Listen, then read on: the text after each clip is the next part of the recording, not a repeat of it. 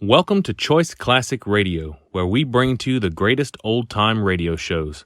Like us on Facebook, subscribe to us on YouTube, and thank you for donating at choiceclassicradio.com. The F.W. Fitch Company, makers of Fitch's saponified coconut oil shampoo and Fitch's shaving creams, presents Dick Powell as private investigator Richard Rogue in Rogue's Gallery.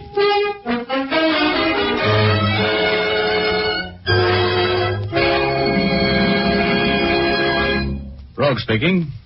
You know, there's something about me that is to trouble what molasses is to flies. I never go around looking for trouble. Trouble goes around looking for me. Now, take that afternoon a few months ago when I walked into the press room of the Hall of Justice and found, among others, Clark Ames, the young City Hall reporter for the Chronicle, expounding on his favorite subject, a deep hatred for a man named Fred Curtis, nicknamed the Alibi Master. Ames and the other newspaper men had watched Curtis win acquittals for a dozen different clients and always by the same route: unbreakable alibis. This made the clients very happy and the district attorney very miserable. The Chronicle, a crusading newspaper, had, at the instigation of Clark Ames, been running an anti-Curtis campaign, bordering pretty close on libel. And Curtis, who was sharper than a razor's edge and harder to catch up with on the horizon, hated Ames with a wonderful passion. Curtis had won the last round, and Ames was telling me about it. So Curtis goes to Williams, my managing editor, and threatens a libel suit. Well, I had gone a little overboard, I guess, and Williams had to let me go. Temporary layoff until the heat died down. But now I'm back on the job, Rogue, and I'm solid. And you wait until that phony Curtis sees me sitting here. Wait till he finds out I'm back on the job. Huh? Now, look, Ames, I've been around this town for a while, and if I'm picking out a guy to buck, it won't be Fred Curtis. Huh? How come you decided to make a career of locking horns with the smartest mouthpiece in the business? How do you expect to win? Oh, don't worry about it, Rogue. I got that phony right where I want him. You wait a couple of days, that's all. Mr. Alibi Master Curtis is going to be nailed to the Chronicle's masthead. Hello, Ames. Did I hear you taking my name in vain? Could be. How uninteresting. What are you doing sitting around in the press room? It's reserved for the working press. Hello, Rogue. How's your trial going, Curtis? Well, my client will have dinner at home tonight. Jury just retired. Your client is guilty as the devil, Curtis. What's his alibi this time? Now you know he couldn't have committed the crime. I've just proved to the jury that he was in San Francisco at the time the murder was committed. How are you getting along on your unemployment insurance, Ames? It was a pleasure getting you fired. Too bad it didn't last. Well, I'm back on the job, which means I'm right back on your trail. That's bad news for you, Curtis. Do me a favor, will you, Ames? When you call in the report of the not guilty verdict the jury's about to bring in for my client, tell your stupid managing editor I'm filing a libel action against him the first thing in the morning. Look, Curtis, let's go in the courtroom, will you? I'm going to be there when the jury comes in. Okay, Rogue. Oh, here, Ames, here's $10. Go get a haircut, will you, kid? And have your suit pressed. And don't forget to spell my name correctly when you phone that story in. Here's your 10 right in your face, Curtis. I'll see that your name is spelled right. In the biggest type in the shop, right on the top of the page, when you're tried for falsifying evidence. And that's going to happen to you awfully soon, wise guy. Here. Take it easy, Ames. Oh, let him talk. Let me give you something to kick around in that warped mind of yours, Curtis. Do you remember a guy named Don Thompson? Your alibi witness for Ed Harris a year ago. I'm sure you remember Thompson. What about him? Would it put a crimp in that famous poise of yours if you knew that Thompson had given the Chronicle a signed and witness statement admitting that he had perjured himself in that alibi statement for Harris? That is preposterous. Is it? Well, you'd be in quite a spot if the Chronicle happened to have a statement like that, wouldn't you, Curtis? A statement that swears that you paid Don Thompson $1,000 for the perjured testimony that kept Ed Harris out of the gas chamber? That'd sure stop your clock, wouldn't it? Have you been drinking, Ames? You sound even a little more illogical than usual. Oh, that's right. You like logic, don't you? Mm-hmm. Well, figure this one out. I've been trying for some time to get convicting evidence on you. You got me fired for trying. The Chronicle was scared of a libel suit. But all of a sudden, my managing editor, Williams, doesn't seem to be very afraid of your suing the paper. Now, what could be the reason for him giving me my job back? It could be that statement from Thompson did it, couldn't it? All right, now sweat it out, Curtis. You'll be seeing your picture in the Chronicle with bars in front of you and a number on your chest in about 48 hours. Not even one of your phony alibis can keep you out of this rap, big shot. I suppose I should be annoyed by such juvenile threats, but I just don't seem to be able to take you seriously, Ames. And the next time I give you my attention, you'll never work on a newspaper again. Coming with me, Rose? No, not now, no. I think I'll stay here and use the telephone.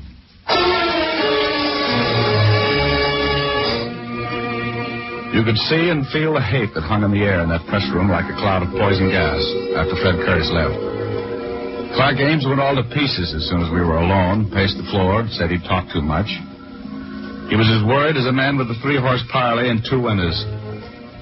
Pretty soon, though, he left, and I used the telephone to call a couple of girls I know. They weren't home. I was about to give up and go to dinner by myself when I turned around and saw Betty Callahan standing there behind me, looking like $1 million, which is a nice figure, which is what she has, if you know what I mean. Betty had a funny little quizzical smile on her face. Hello, Richard. What's the matter? Aren't you having any luck? Honey, I was just going to call you. You mean that if Alice isn't home and Liza doesn't answer, I'm next in line? Oh, now, you know better than that. You're always first on my list. Remember, Richard, I was standing here when you were phoning. Sure. I was just trying to get a substitute, that's all. Uh-huh. Well, what do you want? The names of some girls and a few phone numbers? Now, don't look at me like that, Betty. The only reason I was calling those other girls was because I couldn't find you.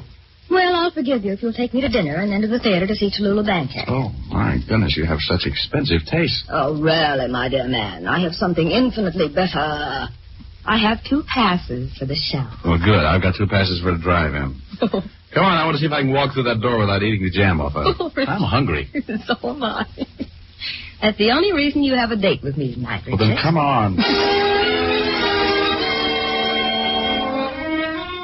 All through that hamburger, I kept dividing my thoughts between how such a little girl could eat so much food and that scene in the press room at the Hall of Justice. I knew Fred Curtis for what he really was, cold-blooded and completely ruthless. I remember that look in his eyes as he left the press room. A little puzzlement, a little fear, and a great deal of malice. Even if nobody else believed the story Ames told, I was sure that Curtis more than half believed it. And that meant trouble for somebody. Betty and I finished our dinner at last, and in spite of everything she could eat, I still had money enough to pay for it and a cab to the theater. We were just back in our seats after the second act intermission when I heard my name being paged. If Richard Rogue is in the audience, will he please report to the lobby? Mr. Richard Rogue, please report to the lobby. Isn't that a sort of obvious piece of publicity, Richard? How the devil did anybody know I was here? You better go see what's so important. You hurry back. I'll be right back, baby.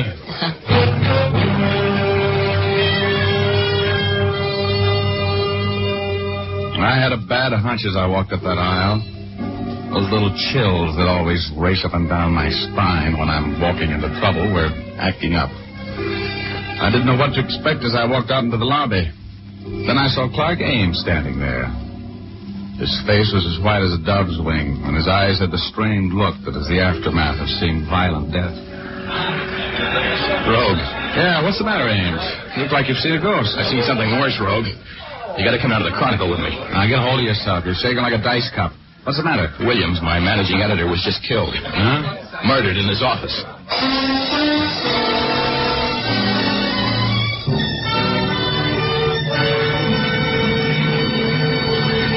Well, that's the beginning of our story. We'll continue in just a moment, but first, here's Jim Doyle. And now we return to Dick Powell as Private Investigator Richard Rogue in Rogue's Gallery.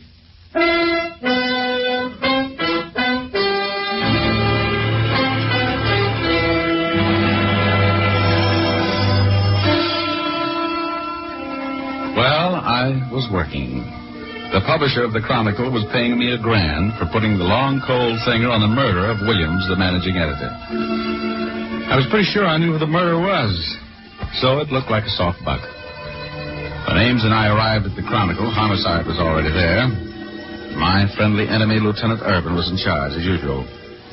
He walked over from where he was examining the remains of the late Mr. Williams. Hey, Sam, help me with this one, too.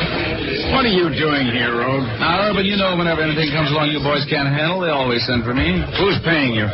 The publisher of this paper. Now, shall we go on with the third degree, or shall we get to work on the murder? What do you know about it? More than you do. When was he killed? The medical examiner says he got it about 2 hours ago. Stabbed to death with his own copy series, huh? Yeah, the last edition had already gone in. No one else was in the city room when it happened. Found a motive? Well, look at the office. Every file's been emptied. The murderer was looking for something, Rogie. Yeah, I wonder if he found it. You wouldn't know what it was, would you? Yeah, I might. I might at that. I heard the Chronicle had a signed confession from Don Thompson. Ever go to run it tomorrow? Now, what was Thompson's confession? Come on, Rogue, you might as well give me all of it. Well, it seemed Thompson was confessing that he had been paid quite a sum of money for a job of perjury by Fred Curtis, commonly known as the alibi master. In words with one syllable, so you can understand it, Urban. Thompson sold the Chronicle information, which would have put Curtis away for about 10 years. Curtis, eh? Well, looks like this is going to be a simple case. Could be, yes. Hey, Ames, you know where Williams kept that Thompson confession? It was in the top drawer of this file. It's gone. Uh-huh. Well, I guess that settles that, Urban. That's too easy. Curtis knows every trick in the book. Hello, Urban. May I come in? Yeah. We were just talking about you, Curtis. You're very welcome. I figured I would be. Why did you kill him, Curtis? You knew you'd be the number one on the suspect parade. Oh, that's not very smart, Rogue. If I had killed him, I would have been much more clever about it. I wasn't within 100 miles of here when he was killed. Well, that sounds familiar. I know I'm wasting my time asking this, Curtis, but you can prove that alibi, can't you? Of course. I was on my ranch in Antelope Valley when I heard over the radio that Williams had been killed. I suppose my friend Rogue has told you of the fantastic story a drunken reporter named Ames was shouting in the press room at the Hall of Justice today. Yeah, I told him. He knows all about it. Oh, incidentally, Thompson's little composition is missing. The man who killed Williams lifted it. Very convenient for you, wasn't it, Curtis? Convenient? Oh, there never was such a confession. There couldn't have been. Because there wasn't the slightest background of truth for the wild tale Ames told today. Okay, Curtis. We'll let you know what we think of the story after we've checked your alibi. You were on your ranch in Antelope Valley when you heard the report of Williams' death. Yes. That's about 100 miles from here, right? Approximately. As soon as I heard the report of the death, I knew I would be a suspect. So I started to town. I stopped in a bar in Palmdale for a drink on the way in and then came directly to the Chronicle office without stopping. My car's at the curb now in front of the building. Ryan, check those alibis. Oh, they'll check, Lieutenant. I'm sure they will. The alibi master would never slip up on his own alibi. That's right. I'm sorry to disappoint you, Rogue. And I'm sorry to be disappointed, Curtis. You sure you don't know anything about this murder? You didn't hire someone to do it for you, did you? Of course not. I had nothing against the man. Why should I want to kill him? You can go, Curtis. We'll try to break that alibi or find the boy you hired.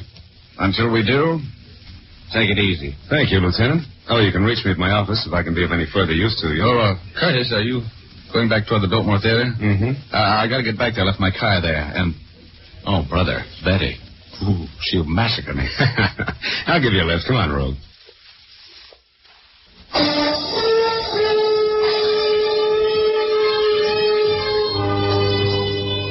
This Curtis guy was strictly the deluxe type. His car was a long, sleek black job a few sizes smaller than the Queen Mary, but with approximately the same amount of power. We got in. Curtis turned on the ignition, and the gas gauge swept clear across to full. Curtis had said he drove directly from the bar in Palmdale to the Chronicle office without stopping. About 70 miles. Mr. Curtis's carefully planned alibi was not so carefully planned. I was enjoying a short ride with a murderer. He saw my eyes on the gasoline gauge, followed them with his own, and then put his hand in his coat pocket. I knew there was a gun in it. As we drove away from the curb, I picked up a copy of the Chronicle, which had been lying in the seat beside me. I thought perhaps if I could hide my thoughts a little better, if I pretended a great nonchalance, no part of which I felt. Curtis was not sure that I'd attached the proper importance to the story the gas gauge told. He was being nonchalant, too. I had a little dough riding on Prevaricator 7th today. Then I came out. Ought to be in that paper. Final results. Where'd you get it? I bought it in Palmdale. Then? This is the Bulldog edition. Oh. The Bulldog edition is sold only on the streets in Los Angeles. Yeah, that's right. I'm afraid I made a mistake, huh, Ron? Yes, I'm afraid you made two of them, Curtis. This paper and that full gas tank. You didn't drive 70 miles in this gas heater without stopping and arrive here with a full tank, did you? You're very observant. Looks like you're cracking my alibi, huh? You killed Williams, didn't you? Yes, I had to. I had to get that confession of Thompson's that would have ruined me. I owe that impetuous reporter a great debt for tipping me off to the Chronicle's plans for crucifying me. You, have any plans for me? Yes. Yes, I think I have it worked out. I'm going to drive you out to the suburbs to a spot I know that's probably deserted by this time. Now, if you were found there, shot... Aren't you overlooking something? If I'm found there shot, Urban is going to pick you up fast. You're going to do better than that, Curtis. Well, if there were signs of a struggle and your wristwatch had been set an hour ahead and smashed to set the time of death, and I was at Lincoln Heights Jail talking to a client at the time the police would figure the murder took place, that might do it, don't you think, Rhodes? No, it's no good, Curtis. You're slipping. In the first place, there's always the possibility that a shot would be heard. The district I have in mind is deserted by now, or will be, before I consummate my plan. And Urban is no fool. He'll be awfully suspicious. Might give you the paraffin test on your gun hand. You know, I don't think you're going to handle the situation that way, Curtis. As a matter of fact, I'm going to be kind of hard to handle, even for you. You know, Rogue, it's amazing how fascinating crime, I mean the actual act of committing a crime, can be. Have you ever killed anybody? No. Now, look, Curtis, I suppose you know that you're going to get caught. I know nothing of the kind. Successful crime is nothing more than planning, careful planning. Oh, I'll grant you, Rogue, that I'm going to be suspected of your murder. But I'll never be convicted for it. I won't take any chances. You're wrong, Curtis. You talk like a sick man. You can't beat the law. If you commit a crime, you're going to pay for it. Let's go down to police headquarters and talk this thing over with Urban. What do you have to win by adding another murder to your score? Mr. Rogue, I love life too much, and I love success too much to let anything stand in the way of my life as I live it. You just can't understand that, can you? You think that a man of my background and position must be horrified at the thought of taking the life of another human being. Well, you're wrong, Rogue. I have my own code, my own ethics. You know and I know hundreds of reputable businessmen in this town who spend their days and nights, their lives, grasping for money, for power over the lives of more and more people. Well, when one of them wrecks another man's life for his business, it amounts to a victory, which is celebrated by the wrecker at his club that evening. If the victim commits suicide, and he often does, they're sorry. That's all. It's just business. What are you trying to prove, Curtis? I'm explaining why I killed Williams. Why I have to make sure that you and the knowledge you have of my affairs are disposed of. It's a matter of business, Rogue. No, you're crazier than a coot. You know that, Curtis. You're not talking like a rational person. You're going to pay for this crime. Don't move. Put your hands back in your lap. I think you know that I won't hesitate to kill you here on the road if it becomes necessary. Set your watch up an hour. 1 hour, Mr. Rogue. Okay. You got a new plan? Yeah. We're on the outskirts of town. I'm going to stop the car when I come to an advantageous place. Then I'm going to knock you unconscious with a tire iron, smash your watch, throw you onto the road and run over you. To all appearances, your murder will be the result of a hit-and-run accident. I will have an alibi which will make it impossible for me to have been in the vicinity at the time of the accident. That, I think, is a perfect plan. Ah, it's full of holes. In the first place, Urban will check the tread on your tires, and in the second, he'll never fall for that smashed watch trick. You'll never get away with it, Curtis. You've been buying up juries and alibis and evidence for so long that you forgot that they're honest people. People who can't be bought. Urban's one of them. He'll stay with you until he gets you for killing me, Curtis. You'll have to come up with a much cleverer scheme than what you've thought of so far. Maybe you're right, Rogue. What are you doing? I'm going to do now, Mr. Rogue. Won't need any alibi. Look out, you fool. Curtis! Curtis! Give me that wheel. Sit back there, Rogue. Get your foot off that accelerator. You're going to hit... Turn that wheel! Give me that wheel, Curtis! Goodbye, Mr. Rogue. Let go of that wheel. Let go or I'll shoot.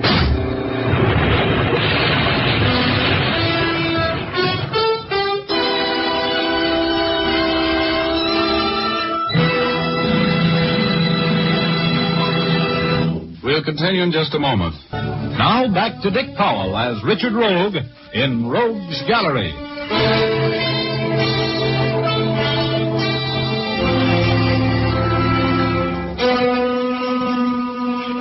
When I saw what that madman Curtis was going to do, I knew I had nothing to lose.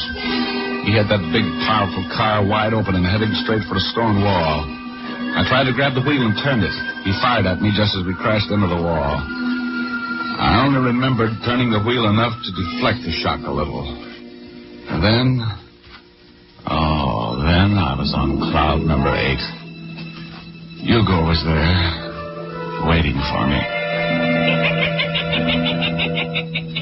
Oh, Chief, you had a close call there. Hey, Hugo, where have you been? Well, I had a little trouble with the OPA about Cloud 8, and I had to go and see them. Oh. Then I had a tough time getting a reservation back.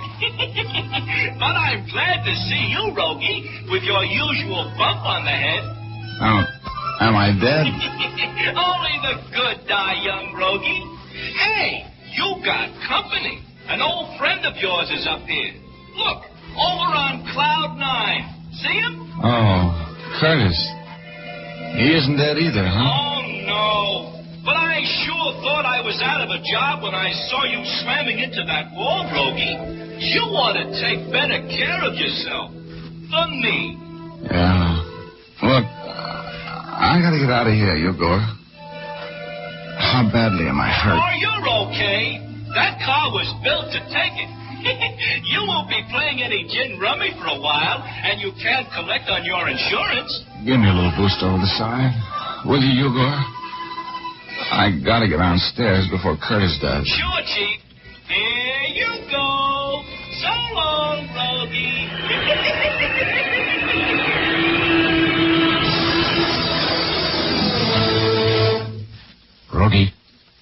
Rogie. Hello, Irvin.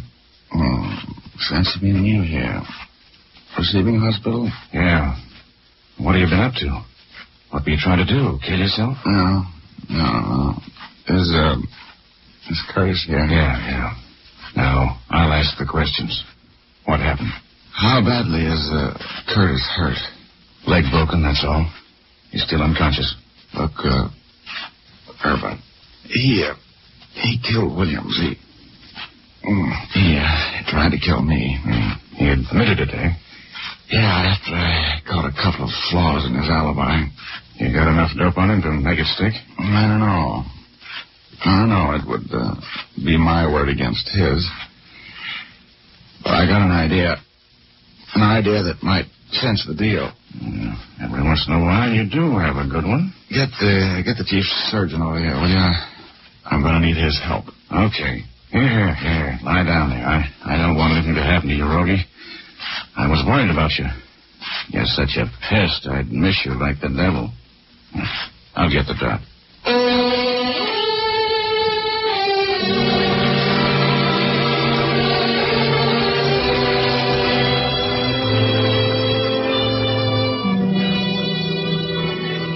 When I outlined my scheme to the chief surgeon, he looked for a minute like you might call him the head of the psychiatric ward. But with Urban's help, I finally got him to agree to play it my way.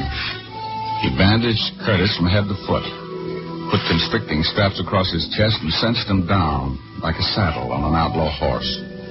Then they put him in an oxygen tent and brought him out of shock. Urban pulled out all of the stops as he stood by the side of the hospital bed and talked to the murderer, like a father. Curtis, can you hear me? Yes.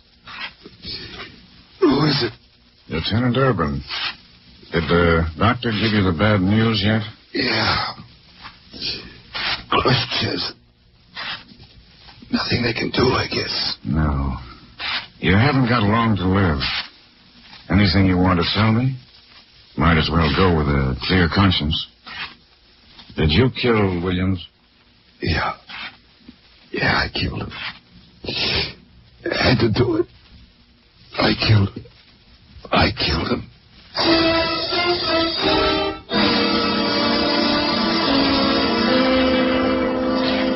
Well, that was the end of the case. Brilliant piece of work on my part, I thought. Going through that little tableau of making Curtis believe he was on his deathbed and had nothing to lose by confessing the murder. And, I love that Urban. He's so proud of the fact that he confined his remarks to the truth when he was talking with Curtis. All he said was, "You haven't long to live." Remember? That was true enough. Curtis was executed a few months later, which proves that the theory about perfect crimes is as foolish as a sure way to beat roulette. And Betty, well, I left her in a theater when I started out on this case. It cost me about, just about what I made, $1,000 to get her over her peeve. So I broke about even on the deal. Oh, well, you know the old saying, a fool and his money are some party. You know what I mean?